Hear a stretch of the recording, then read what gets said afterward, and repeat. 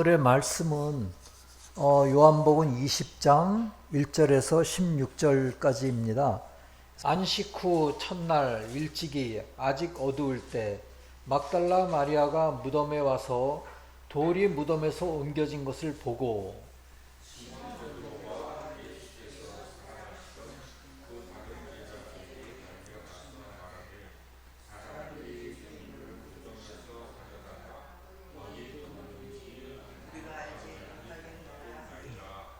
베드로와 그 다른 제자가 나가서 무덤으로 갈새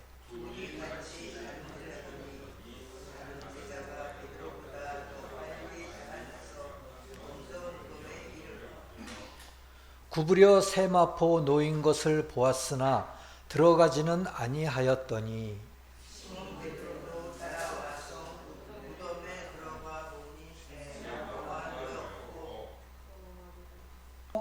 머리를 쌌던 수건은 세마포와 함께 놓이지 않고 딴 곳에 쌌던 대로 놓여 있더라.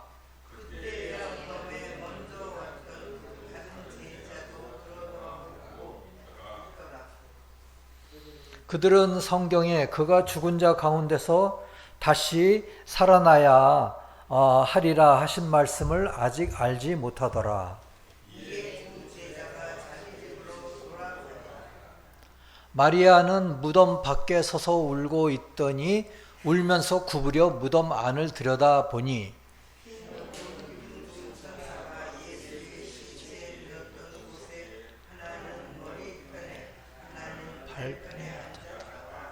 천사들이 이르되 여자여 어찌하여 우느냐 이르되 사람들이 내 주님을 옮겨다가 어디 두었는지 내가 알지 못함이니이다.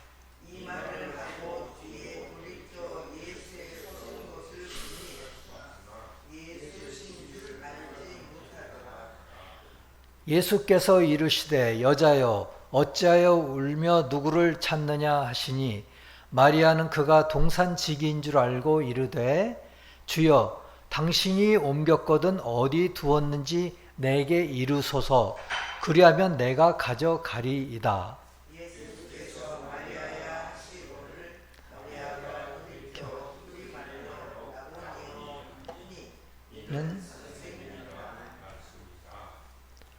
주님에 관한 교리 35번입니다. 주님 안에 신성과 인성이 있고 신성은 아버지 여호와로부터 인성은 처녀 마리아로부터 받았다는 것은 알려진 일이다. 그래서 주님은 신적 본질과 인간성을 모두 가진 하나님이시며 사람이셨다. 신적 본질은 아버지로부터 인간성은 어머니로부터 받은 것이다. 오늘 막달라 마리아는 무덤에 와가지고 그러니까 안식 후 첫날 바로 왔지요. 그래서 근데 돌이 이렇게 굴려져 있는 걸 보고 굉장히 놀랬죠. 그래서 바로 달려가가지고 베드로와 다른 제자들에게 주님이 어디 갔다라고 얘기를 했습니다. 어디다 두었는지 누가 훔쳐간 것 같다. 이제 그런 의미로 얘기를 했겠죠. 그런데 그래서 베드로하고 그 다른 제자가 무덤으로 막 달려갔어요. 그러니까 예수께서 사랑하시던 그 다른 제자, 그 요한인 것 같아요. 둘이 같이 다름질해 가지고 근데 베드로보다 요한이 더 빨리 가서 무덤에 이르렀어요. 이거는 우리가 어떤 일을 할 때에 이 베드로는 신앙을 의미하고 진리나 신앙을 의미하고 요한은 사랑을 의미하죠. 그런데 우리가 어떤 합리적인 그 진리보다도 이 사람이 너무 앞선 경우 그런 경우가 있지요. 이제 그런 경우를 하나 보는 것이라고 이야기할 수도 있고요. 그리고 구부려 세마포 놓인 것을 보았으나 들어가지는 아니하고 보기만 했어요. 그리고 이제 머리에 쌌던 수건은 함께 놓여 있지 않고 딴 곳에 놓여 있더라. 그리고 무덤에 먼저 갔던 그 다른 제자도 들어가 보고 또 믿더라. 그랬는데 이 성경은 그가 죽은 자 가운데서 다시 살아나야 하리라 하신 말씀을 아직 알지 못하더라. 그러니까 이거를 알지도 못하고 또 설사 안다 하더라도 더디 믿는 거죠. 성경을 알지 못하고 그 더디 믿는 자들아 하고 이제 이 그 엠마오 길에 그 제자들을 책망하실 때 그때 그 말씀이 여기서도 또 이제 나오더라고요. 그래서 이에 두 제자가 자기들의 집으로 돌아가니라. 이 두 제자가 자기들의 집으로 돌아가니라고 돼 있는데 이게 영어로는 집이 아니고 그 셀프예요. 그러니까 자기 자신에게로 돌아가니라. 이거는 자기 자신의 이전부터 생각하던 또 이해성 또 늘 생각하던 그런 생각으로 돌아간 것을 의미합니다. 그래서 아마 구절에 그런 상태로 돌아간 것 같아요. 그런데 마리아는 이제 무덤 밖에 서서 울고 있었죠. 흰 옷 입은 두 천사가 나타났고 어찌하여 우느냐. 그래서 마리아도 주님을 그 어디다가 옮겨다 놓았다 이렇게 이제 생각을 한 거예요. 이제 다시 살아나리라고 하는 거는 또 생각도 못하고 또 더디 믿은 거죠. 그리고 근데 뒤로 돌이켜서 예수께서 서 계셨지만은 예수인지 몰랐어요. 그런데 누구를 찾느냐? 동산지기라고 생각하고 옮겼거든 얘기해 주세요. 그래서 이때 예수님이 마리아야 하셨어요. 그런데 그 말에 그 마음의 깊은 곳에 울린 것이죠. 그 말이. 그리고 주님이 늘 마리아야 하셨던 그 음성과 음색 이런 것을 딱 알아차린 거예요. 그래서 주님하고 얘기한 것이죠. 근데 주님을 붙들려고 그랬어요. 붙들려고 했어요. 그런데 이거 영어로는 이게 클링 투예요. 그러니까 주님께 매달리려고 했어요. 그런데 내가 아버지께로 올라가지 아니었느니 나에게 매달리지 말고 또 네 형제들에게 가서 내 아버지께 올라간다 하고 얘기하라. 그래서 막달라 마리아는 가가지고 제자들에게 이렇게 얘기를 했지요. 그래서 오늘은 이제 그런 이야기로 서로 이야기를 나누겠습니다. 그런데 그 전에 오늘의 얘기에 대해서 그 신학적인 것과 간략한 요약을 말씀드리겠습니다. 그래서 주님에 관한 교리 35번에서는 주님 안에는 신성과 인성이 있고요. 신성은 아버지 여호와로부터, 인성은 처녀 마리아로부터 받았다는 것은 알려진 일이다. 그래서 주님은 신적 본질과 인간성을 모두 가진 하나님이시며 사람이셨다. 그리고 신적 본질은 아버지로부터, 인간성은 어머니로부터 받은 것이다. 이렇게 이거는 이제 지난주에도 말씀드렸다시피 똑같은 것인데요. 그런데 이 물질적인 인성을 벗으시고 아버지로부터 온 인성을 주님 이 땅에 계신 동안 차츰차츰 이렇게 하신 것이죠. 아버지로부터 본 인성이란 자체로 아버지의 신성과 같으며, 그러니까 그 신적 인성을 지금 얘기하는 거예요. 이거는 마리아로부터 인성을 얘기한 게 아니라. 그래서 아버지로부터 받은 신적 인성은 본질적인 것이다. 그래서 이제 겸손의 상태에서 시험을 당하고 십자가를 지셨어요. 그리고 당신을 버리지 말라고 아버지께 기도하셨죠. 어찌하여 나를 버리시나이까 하고 기도하신 게 이러한 겸손의 상태입니다. 왜냐하면 신성은 시험받을 수가 없어요. 그리고 십자가를 진다는 것은 더욱 있을 수가 없기 때문에 그렇기 때문에 이 겸손의 상태에서 이 십자가를 지시고 시험을 받으신 것입니다. 그리고 마지막까지 시험까지 받으신 것이죠. 시험에서의 연속적인 승리, 그리고 마지막 시험인 십자가의 순환을 통하여 주님은 지옥을 충분히 이기시고 당신의 인성을 충분히 영화하셨다. 신적 인성을 충분히 영화하신 것이죠. 그래서 이제 미국의 어느 목사님은 또 그런 얘기를 하시더라고요.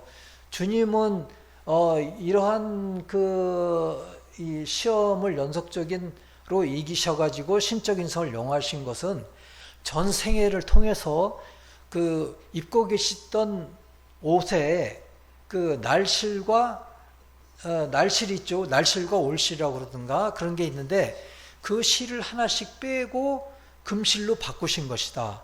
그리고 신적 인성의 영화를 완전히 이루셨을 때 다 이루셨다 하실 적에는 그 모든 날씨를 다 빼고 금실로 다 바꾸신 것이다.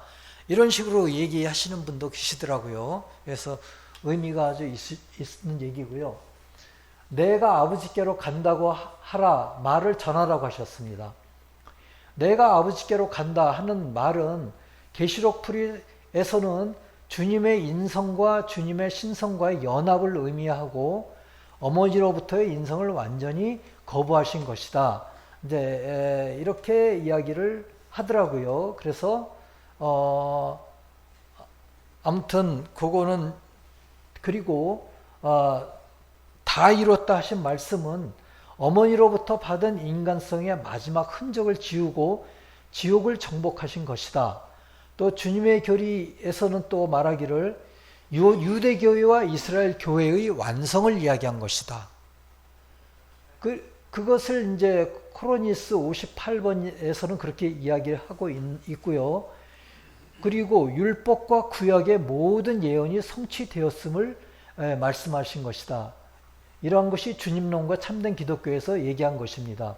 이러한 의미들이 다 이뤘다 하신 그 말씀 속에 다 들어있다는 것입니다. 그리고 그리스도가 이런 고난을 받고 자기의 영광에 들어가야 할 것이 아니냐 하시고 이에 모세와 모든 선지자의 글로 시작하여 모든 성경에 쓴 바 자기에 관한 것을 자세히 설명하시니라. 요거는 이제 지난주에 엠마오길의 제자들에게 하신 말씀 중에 있었던 말씀이죠. 그것이 이 모세와 모든 선지자의 글을 다 이루신 것이 다 이뤘다 하신 오늘의 말씀과도 완전히 일맥상통하는 이야기입니다. 그런데 우리는 그 제자들도 성경을 더디 믿는 사람들이었죠. 그리고 성경도 모르던 사람들이라고 할 수가 있었죠. 그래서 오늘 이러한 이야기로 서로 이야기를 나누고자 합니다.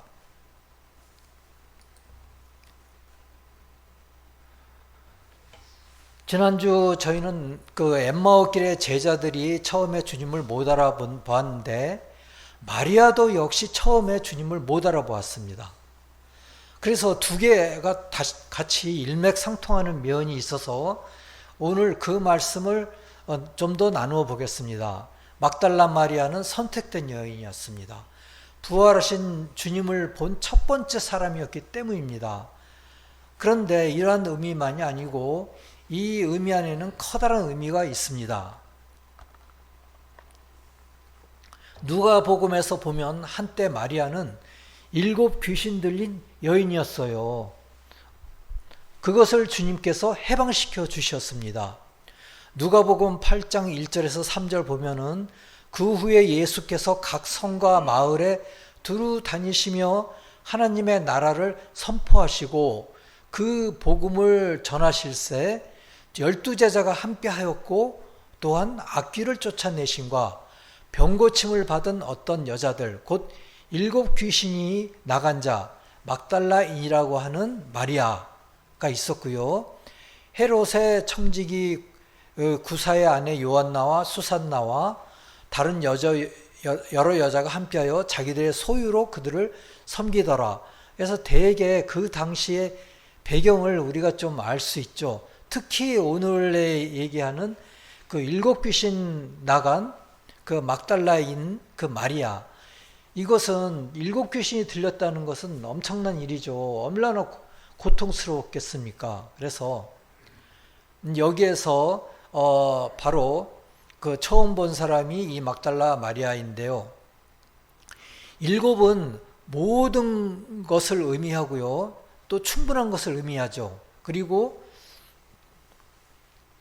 귀신은 지옥의 사악한 자질을 의미합니다. 그래서 7은 완전함과 충만함, 그러므로 이것은 마리아는 인류 전체를 의미한다고 할 수가 있겠습니다.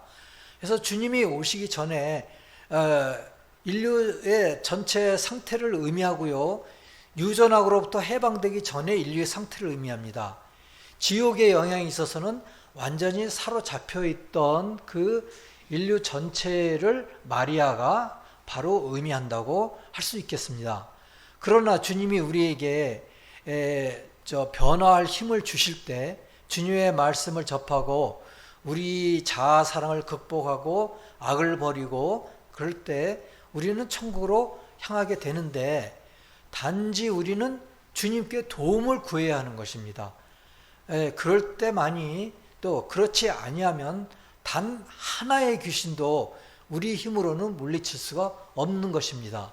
바로 그러한 커다란 의미가 막달라 마리아의 7 귀신에 대한 의미가 있는 것입니다. 그리고 이러한 것을 상징하는 것입니다. 또 막달라 마리아에 대한 내적인 의미가 이러한 것입니다. 그리고 영적인 의미가 이러한 것입니다.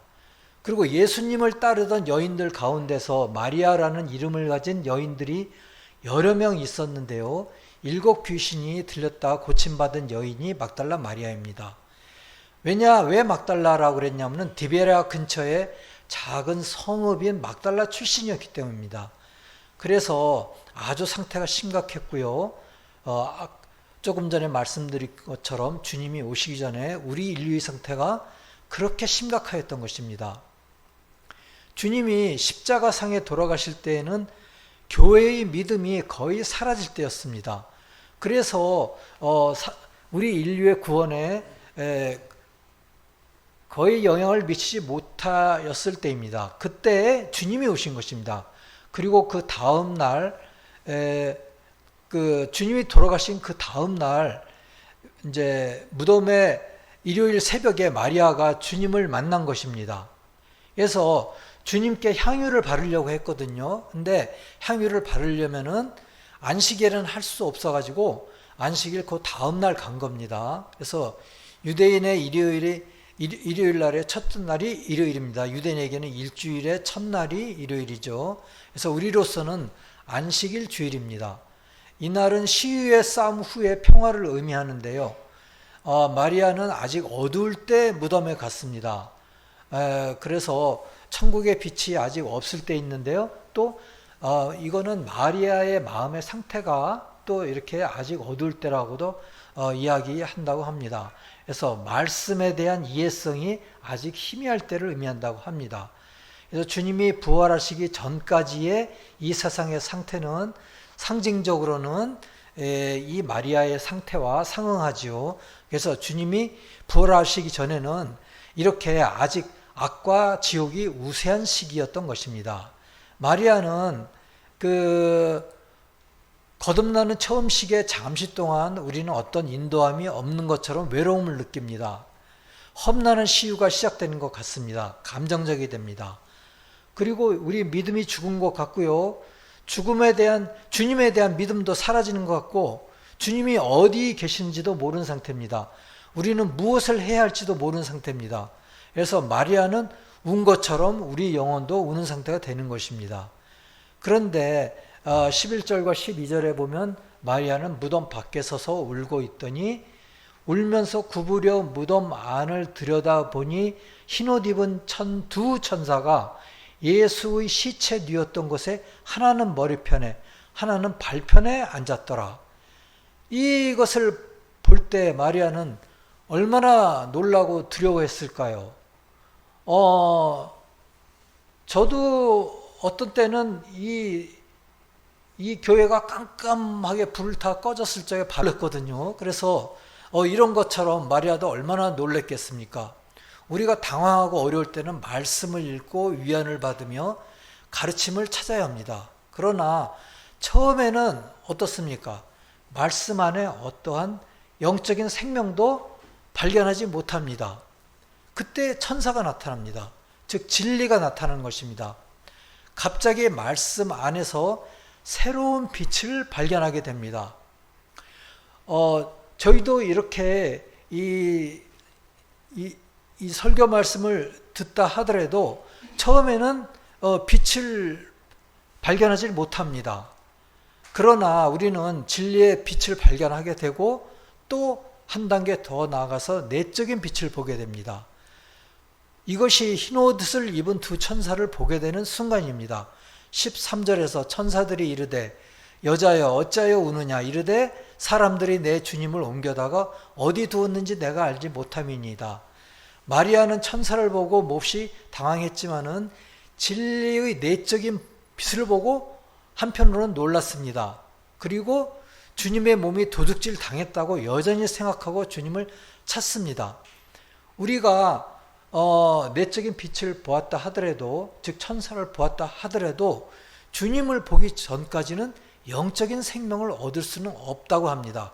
그래서 우리가 죽은 믿음을 살릴 수 있는 영적인 생명을 우리 영혼은 찾고 있는 것입니다. 15절에 보면 이 말을 하고 뒤로 돌이켜 예수께서 서 계신 것을 보았으나 예수이신 줄을 알지 못하더라. 마치 엠마오길의 제자들처럼 예수이신 줄 모르는 것입니다. 이르시되 어찌하여 울며 누구를 찾느냐. 동산직인 줄 알고 당신이 옮겼거든 어디 두었는지 내게 이르소서. 그러면 내가 가져가리다 하셨어요.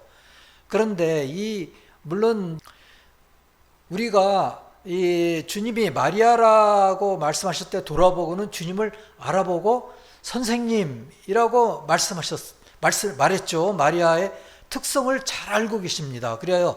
그 특성에 맞게 마리아야 하고 부르신 것입니다. 주님은 우리의 각자의 특성을 다 잘 아십니다. 그리고 각자의 죄와 악도 잘 아십니다. 그래서 우리의 이름을 부르실 때 우리의 특성에 맞게 부르십니다. 마리아야 하든지 마리아야 하든지